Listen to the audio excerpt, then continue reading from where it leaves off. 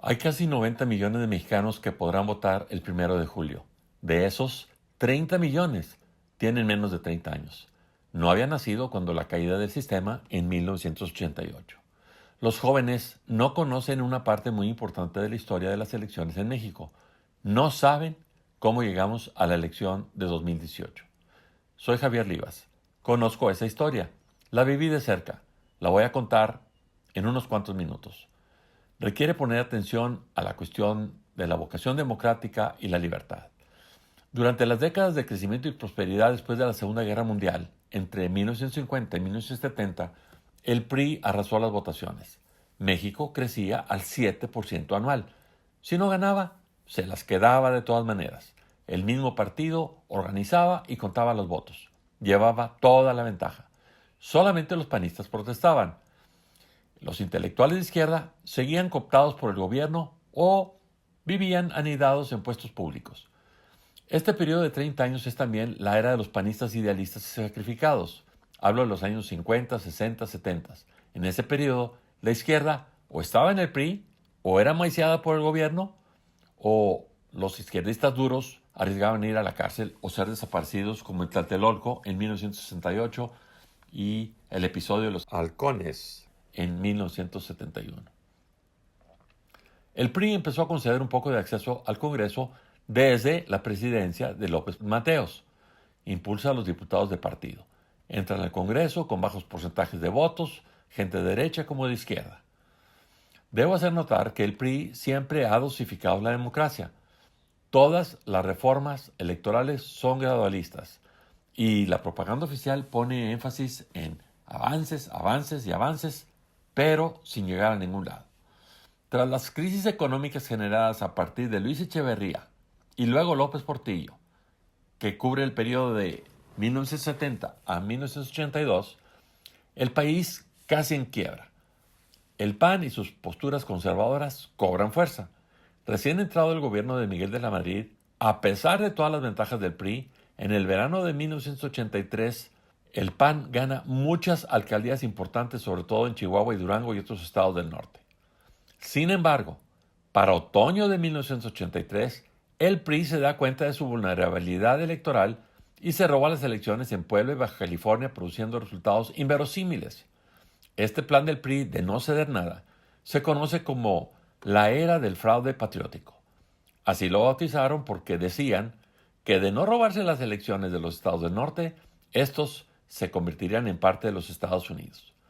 Encontraron así entonces la justificación para el fraude en forma abierta y descarada, usando todos los medios posibles a su alcance.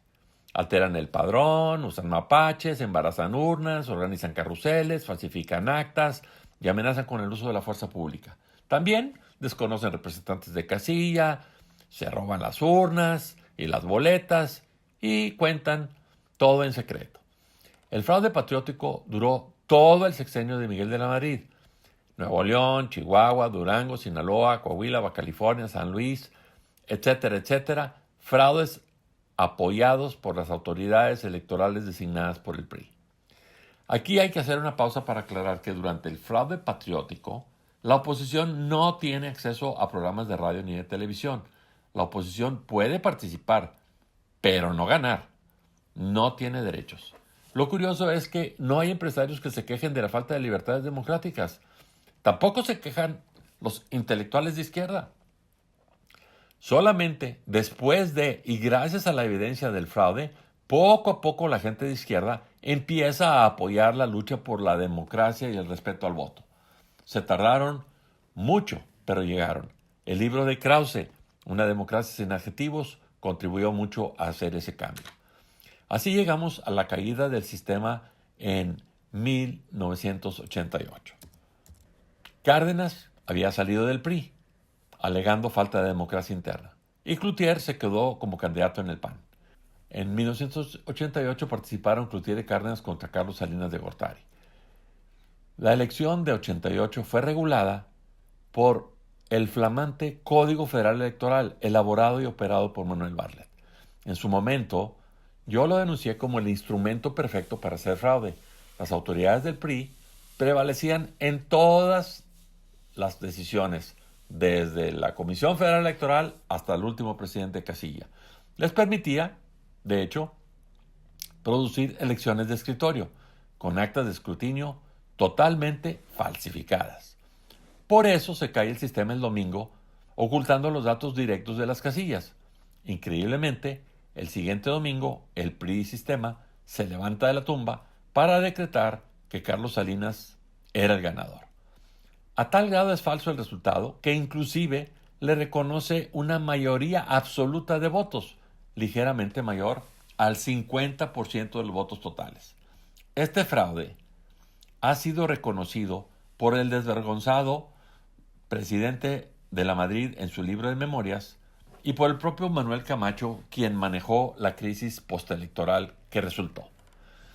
Debo aclarar que durante 85, 86, 87 y 88 hubo muchos mexicanos que trabajamos en hacer una ley electoral que le quitara al gobierno la organización de las elecciones. El grupo más importante a nivel nacional fue la Asamblea Democrática por el Sufragio Efectivo. Puede decirse que la sociedad civil estuvo representada por la Asamblea Democrática por el Sufragio Efectivo en la elección del 88, con docenas y docenas de los más connotados intelectuales, profesionistas y políticos de oposición. Desde la ADC, como observadores, monitoreamos el gran engaño de esa elección. La falta de transparencia fue total y el resultado, pues, totalmente fabricado. Así lo dijimos. La crisis de credibilidad por la caída del sistema en 1988 fue mundial. Salinas fue obligado por presiones internacionales a hacer una gran reforma política. De esa presión nació el COFIPE, o que se llamaba el Código Federal de Instituciones y Procesos Electorales. Al COFIPE llevamos muchas cosas buenas. Mejoramos las actas, las boletas, unas transparentes, cartulinas a la salida de la casilla, con los resultados parciales, el padrón, credenciales con foto. Pero Salinas hábilmente amenazó al PAN de que de no unirse, haría alianza con Cárdenas y con esta amenaza logró nombrar un consejo del IFE a su modo que le permitió dominar la elección de 1991, de la cual saldrían las famosas concertaciones. Sin embargo, Salinas y el PRI dosificaron los avances de la democracia. Tras la muerte de Cloutier y luego Colosio en el 94, Zedillo frenó los avances todo lo que pudo. Tardamos hasta 1997 para enderezar al IFE. Con las reformas de 1996, en la elección intermedia del 97, por fin, el PRI perdió la mayoría en el Congreso. Y en el 2000 logramos sacar al PRI de los pinos. Gracias al irresponsable de Calderón, el PRI regresó con su gran poder corruptor en 2012. Es imperativo hablar del COFIPE más a fondo.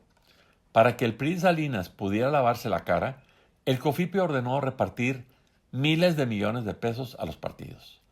En lo que va del sexenio de Peña, las elecciones nos han costado más de 65,000 millones de pesos. Todo este gastazo se justificó en su momento diciendo que íbamos a producir ciudadanos de primera, partidos decentes. Nada de eso sucedió. O sea, que a partir del COFIPE, los partidos se convirtieron en negocios fabulosos para sus líderes. Muchos líderes de izquierda ahora pudieron dedicarse de tiempo completo a hacer política, sin trabajar, a armar grupos, a generar seguidores, a establecer clientelas, en suma, a imitar todo lo malo del PRI.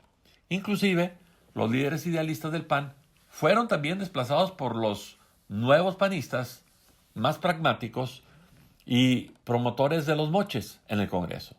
Más negocio y más corrupción.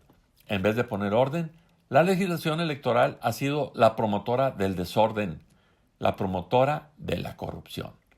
Así llegamos a la elección de 2018, con los partidos millonarios y el pueblo pobre. Anaya aprendió rápidamente a jugar con las reglas del COFIPE y es ahora el candidato por esta alianza con el partido PRD y Movimiento Ciudadano. Pero Andrés Manuel, él es el experto en explotar el COFIPE Él pudo inclusive crear su propio partido después de clavar 2, 3 puñales dentro del PRD. En resumen, el COFIPE fue una estrategia de la paz comprada, una idea típicamente priista, que logró convencer al PAN y por supuesto a los partidos de izquierda beneficiados con subsidios. Financió partidos que jamás hubieran generado los votos por su cuenta.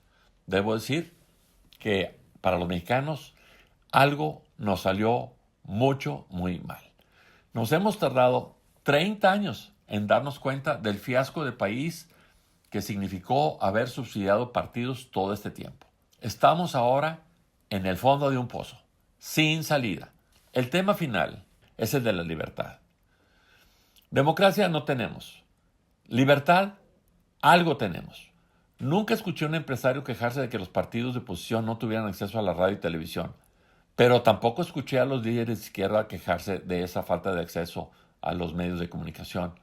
Las últimas versiones del COFIPE y ahora la Ley General Electoral Única, la famosa LEGIPE, está plagada de prohibiciones, campañas, precampañas, prohibiciones a diestra y siniestra.